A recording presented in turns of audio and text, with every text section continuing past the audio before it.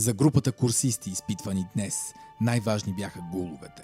Човекоподобни разлагащи се тела с ужасно остри зъби и слюнка, която отделя отрова, причиняваща отвратителна болка и в редки случаи дори смърт.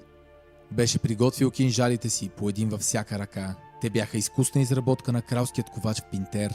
Чисто черното им острие бе направено от най-качествения закален метал и беше двойно наострено, за да пробива с минимално усилие. Забеляза на 10 метра пред себе си един самотен гул, който душеше въздуха. Със сигурност го бе усетил, температурата му го издаваше, но това нямаше значение. Без да спира се метна срещу чудовището и с един замах на кинжалите разсече врата му. Гнусното мускулесто тяло падна на земята неподвижно и смърдяща зеленикава слуз потече от врата му. Ухапването беше неизбежно. Вдигна ръка, за да предпази гърлото си и усети впиването на остри зъби в кожата на дланта си. Заби кинжала в шията на гула и го извъртя нагоре.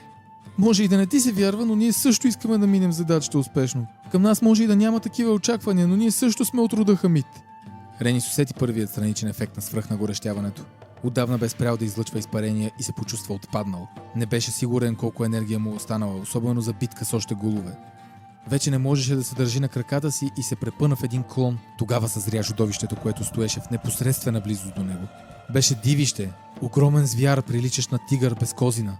То оголи дългите си остри зъби и се нахвърли срещу него. Сигурна смърт.